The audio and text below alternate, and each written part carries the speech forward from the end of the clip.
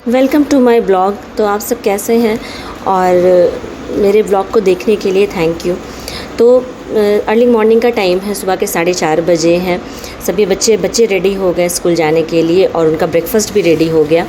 और रेडी होकर उनका मेरे घर में नियम है कि उनको पूजा रूम के बाहर हनुमान चालीसा या दुर्गा चालीसा जो भी वो पढ़ना चाहे उन्हें पढ़ना है। अधिकतर वो हनुमान चालीसा ही पढ़ते हैं। तो उसके बाद उनके जाने के बाद मैंने थोड़ी देर रेस्ट किया, क्योंकि बच्चों के तुरंत जाने के बाद मैं नहीं नहाती हूँ या फिर कुछ भी ऐसा काम नहीं करती हूँ। तो उसके बाद मैं रेडी हो गई। बताइए कैसी लग रही हूँ मैं। तो आज महाअष्टमी का दिन था। व्लॉग थोड़ी लेट से आ रहा है क्योंकि एडिटिंग वगैरह में भी मुझे टाइम लग जाता है बहुत ज़्यादा। के व्लॉग में मैं आपको बताऊंगी कि मैं अपनी हवन सामग्री में क्या क्या यूज़ करती हूँ और मैं उसे घर में कैसे बनाती हूँ। क्योंकि मैं बाज़ार से जब भी हवन सामग्री लेकर आती थी तो वो पूरा नहीं रहता था, सिर्फ उसमें तिल और जौ और चावल ही रहते थे। लेकिन फिर बाद में मुझे समय के साथ पता चला कि इसमें बहुत सारी चीज़ें रहती हैं, तो मैं वही आपसे आज शेयर करने आई हूँ। तो ये सारा सामान मैं बाज़ार से लेकर आई थी। के अलावा भी जो मैं डेली यूज़ में पूजा में सामान यूज़ करती हूँ वो भी लेकर आई थी। तो आगे मैं नेक्स्ट बताऊँगी, जब मैं हवन सामग्री बनाऊँगी तो मैं आपको बताऊँगी कि मैं क्या क्या यूज़ करती हूँ। और अगर मेरे हवन सामग्री में कुछ कमी हुई तो आप भी प्लीज़ मुझे बताइएगा कि उसमें और क्या होना चाहिए। तो अब शुरू करते हैं कि मैं क्या क्या यूज़ करती हूँ अपनी हवन सामग्री के साथ। बहुत कुछ सीखते हैं, तो मैं भी समय के साथ सीख रही हूँ और जीवन सीखने के लिए ही है, सीखते ही रहना जीवन है।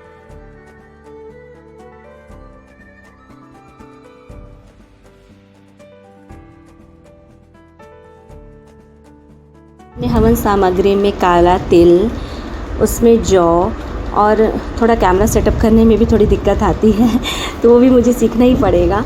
अक्षत या अरवा चावल बिना टूटा हुआ होना चाहिए। टूटा हुआ अरवा चावल हम लोग पूजा में यूज़ नहीं करते हैं। अक्षत, जटामासी, कमलगट्टा। जटामासी थोड़ा सा उलझा रहता है, उसे भी अलग अलग करना पड़ता है। लोबान और गुगुल, इन सब को मैं अच्छी तरह से मिक्स करके अलग अलग करके जटामासी को इन सब को अच्छी तरह से मिक्स करके एक स्टील के डब्बे में भर कर रख लेती हूँ।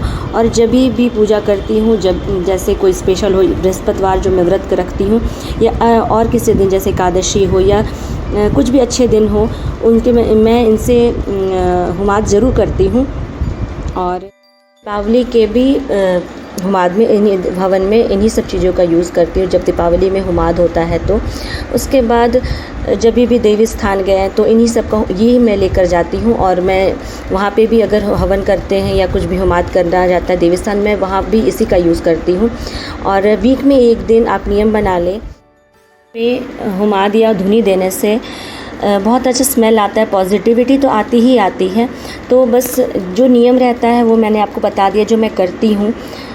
उसके बाद इन सबको एक डब्बे में भरकर मैंने रख दिया। और जो लकड़ी का जो हुमाद आता है उसको भी वो भी मैं लाई थी। उसमें मैं घी डालकर उसे मिलाकर रख देती। भी हुमाद करना हो तो हुमाद को मिलाकर उसमें मसाला मिलाकर मैं हुमाद कर लेती हूँ और पूरे घर में धुनी दे देती हूँ। आप कैसे करते हैं आप मुझे बताइएगा।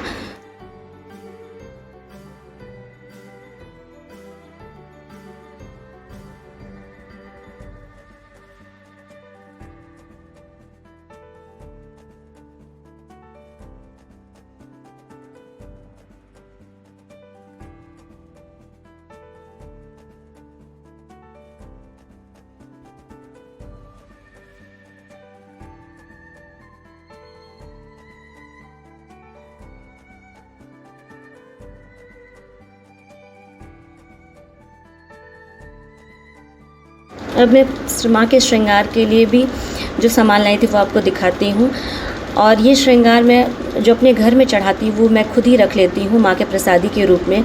लेकिन जो नवमी के दिन जो श्रृंगार मंदिर जाता है, मैं किसी से भी श्रृंगार भिजवाती हूँ या फिर मैं खुद लेकर जाती हूँ, तो वो श्रृंगार मैं पंडित जी को दान कर देती हूँ। तो अगर आप भी कोई प्रसादी या कुछ भी ऐसा पाना चाहें खुद के लिए तो आप घर पे चढ़ाकर रख सकते हैं। वो नियम है जो मैंने अपने मदर इन लॉ से सीखे हैं। सबके घर के अपने अलग अलग नियम होते हैं। तो यहाँ मैंने भगवान जी को स्नान करा के उन्हें अच्छे वस्त्र पहनाकर आज अष्टमी महाअष्टमी के दिन मैंने सभी भगवान को तैयार कर लिया था। श्रृंगार की बारी थी। लेकिन उससे पहले एक चीज़ बताना चाहती हूँ कि मैं कभी भी जो बाज़ार की रुई की बाती मिलती है मैं उसे भी यूज़ नहीं करती हूँ। मैं रुई लाती हूँ, कॉटन की रुई, वो तो सिंथेटिक रुई से बनी होती है। कॉटन की रुई लाती हूँ और उससे छोटे छोटे बाती बनाती हूँ। तो क्योंकि बड़ी वाली बातें होती है उसमें बहुत लौ भी बहुत तेज़ जलती है, जो भगवान जी को लग सकती है या उनके वस्त्र पे छिटक जाती है। एक बार मेरा छिटक गया था, तब से मैंने ये बंद कर दिया और मैं जो कॉटन की रुई होती है उसे ही थोड़ा सा ख़रीद कर लाती हूँ और जितना पूजा में यूज़ हो जिस दिन का मैं तुरंत से बाती बनाकर उसे यूज़ कर लेती हूँ। इसमें 2 फ़ायदे हैं, एक तो ये बहुत ज़्यादा लौ ऊँची नहीं उठती है और दूसरा फ़ायदा ये है कि घी भी बहुत कम लगता है। अगर आप थोड़ा सा घी डालेंगे तो बहुत देर तक बाती जलेगी। अब यहाँ मैं भगवान को इत्र का श्रृंगार कर रही हूँ या कहेंगे इत्र सेवा कर रही हूँ। आज अष्टमी के दिन मैंने सोचा हुआ था बहुत दिनों से कि मैं महाअष्टमी के दिन सभी भगवान जी की इत्र सेवा करूँगी, तो उनको स्नान करने के बाद चंदन रोड़ी वगैरह लगाने के बाद मैं यहाँ इत्र सेवा कर रही थी और हाथ में इत्र लेके मैं बस उनके जो विग्रह हैं सभी विग्रहों पर मैंने लगा दिया।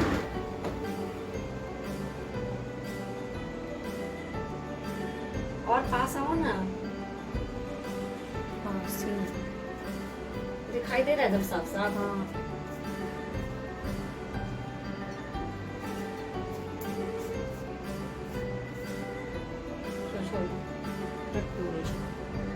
सेवा के बाद अब फूलों से श्रृंगार की बारी थी तो वो भी हो गया। उसके बाद देखिए मेरे भगवान जी कितने सुंदर लग रहे हैं। इन सबको मैंने अच्छी तरह से तैयार कर लिया। तो बहुत टाइम लग जाता है, बहुत टाइम टेकिंग होता है, तो मैं सारा कुछ घर का जो काम होता है वो पहले निपटा लेती हूँ, तभी पूजा करती हूँ या सुबह में पूजा ही कर लेती हूँ, तब सब घर के काम निपटाती हूँ। तो अब माँ की गोद भरने की बारी थी या माँ को श्रृंगार चढ़ाने की बारी थी। तो एक कपड़े पर मैंने थोड़ा सा अक्षत, हल्दी चूर्ण और जो भी ड्राई फ्रूट थे, पान कसैली, सारा कुछ चढ़ाकर फिर श्रृंगार चढ़ाया। तो ये सब मेरे नियम हैं जो मेरे घर में चले आ रहे हैं, वही सब नियम हैं। आप सबके घर के अपने नियम होते हैं और आप बताइएगा कि आपके घर के क्या क्या नियम हैं।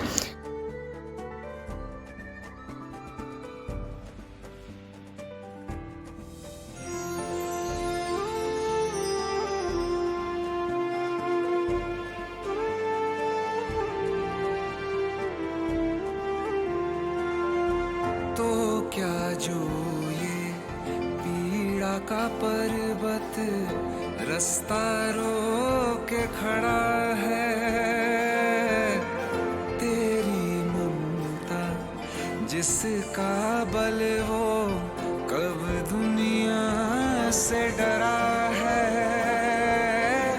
हिम्मत में क्यों ने जो हवन सामग्री बनाई थी उससे मैंने हवन भी कर लिया, घर में छोटी सी हवन किया।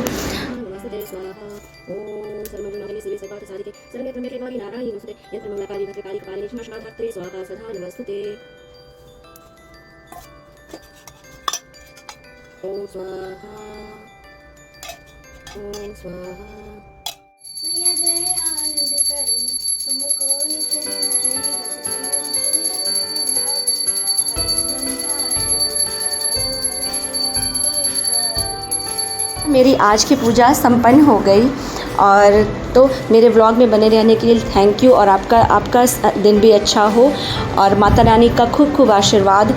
और बस अभी के लिए इतना ही। Thank you. जय माता दी।